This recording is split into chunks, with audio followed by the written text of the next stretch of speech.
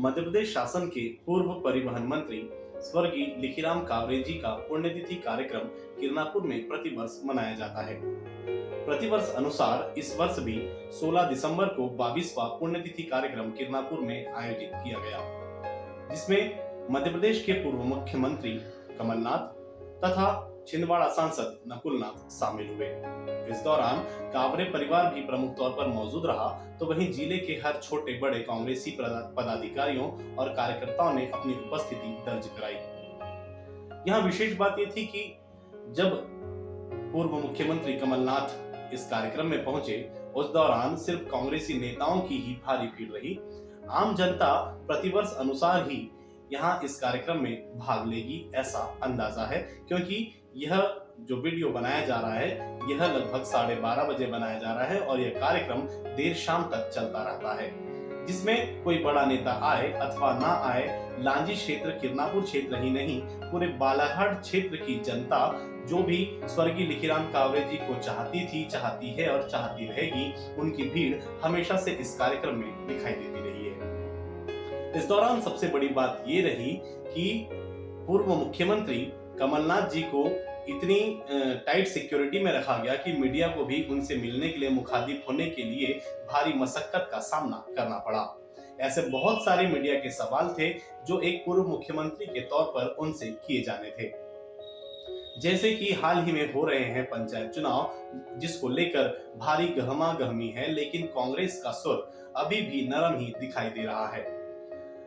संविधान के अनुसार रोटेशन प्रक्रिया को अपनाते हुए चुनाव प्रक्रिया कराई जानी चाहिए, लेकिन अध्यादेश बनाकर मध्य प्रदेश शासन के द्वारा इस पर जिस प्रकार चुप्पी साध ली गई है और किसी तरह हाईकोर्ट और सुप्रीम कोर्ट के बीच यह निर्णय झूल रहा है, इसको लेकर भी काफी सवाल जवाब किए जाने थे कि आखिर क्यों पूर्व मुख्यमंत्री और उनकी पार्टी इस आरक्षण प्रक्रिया को लेकर इतनी नरमी बरते हुए है।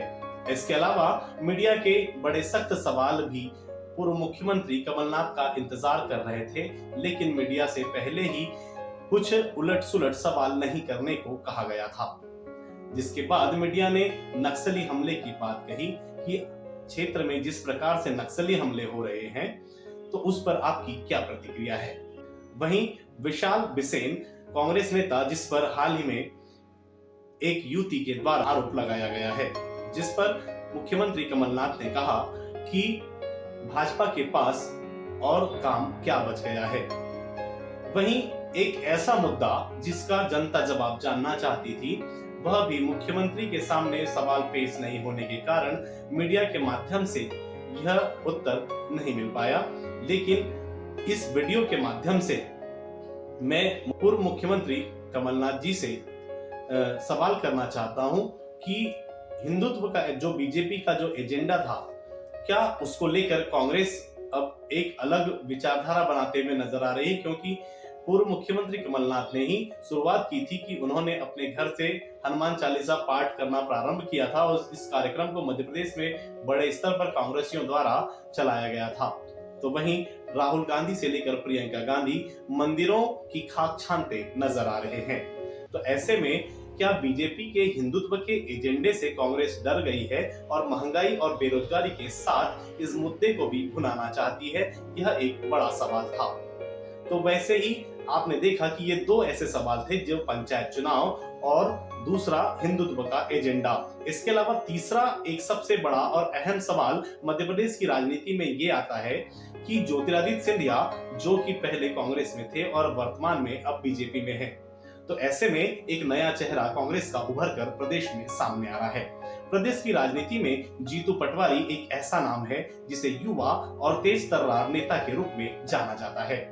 तो वहीं हाल ही में जब किरनापुर में जीतू पटवारी जब पहुंचे थे, तो उन्होंने जहां बालाघाट एसपी को चुनौती तक दे डाली थी, तो वहीं एक तेज तर्रार नेता के रूप में उनकी छवि सामने आ रही है। ऐसे में एक ऐसे युवा और तेज तर्रार नेता के तौर पर क्या कमलनाथ की मुख्यमंत्री वाली कुर्सी या प्रदेश अध्यक्ष की कुर्सी खतरे में है? यह भी एक बड़ा सवाल था। एक ऐसी हिदायत जिसमें मीडिया को कोई भी उलट-सुलट सवाल करने से मना किया गया था, उसके बीच ये सवाल दब कर रह गए। उम्मीद है कि इस बारे में इन सवालों को अगर माननीय कमलनाथ जी तक पहुंचाया जाता है तो कभी न कभी इसके जवाब जरूर मिलेंगे। नमस्कार। हमले सब जगह हो रहे हैं, बालाघाट में नक्सली हमले हो रहे हैं, ये बढ़ रहे हैं, बिल्कुल समाप्त हुए थे, अब फिर से एक नई शुरुआत हुई है और इसमें सरकार कुछ कठोर कदम उठाने को तैयार है। सर, भाजपा की सरकार में कांग्रेसियों के उल्टे सीधे जो है मामले दर्ज हो रहे, विशाल विशन पे भी हुआ। इनके पास बचा क्या है भारतीय जनता पार्टी के पास? केवल पुलिस और पैसा। तो मेरा बहुत पुराना संबंध है भैया थोड़ा सा और यहाँ आके सब अपने पुराने साथी भैया थोड़ा कर दीजिए, वीडियो बन रहा है चैनल के लिए। पर एक मैं आश्वासन देना चाहता हूँ, मैं बड़ी जल्दी ही फिर से बालाघाट आऊंगा, क्योंकि यहाँ का लगाव, यहाँ का स्नेह, यहाँ का प्यार और आप सबने जो हमेशा दिया हुआ मुझे प्यार और विश्वास, वह मेरे दिल और दिमाग में हमेशा बसा रहता है। लिखीराम काबरे जी को हम श्रद्धांजलि अर्पित करते, नमन करते। लिखीराम काबरे जी मेरे बहुत पुराने साथी, सहयोगी रहे और मेरे राजनीतिक जीवन में अगर मैं कोई भी मील का पत्थर चुनूं तो वो एक लिखीराम काबरे होंगे।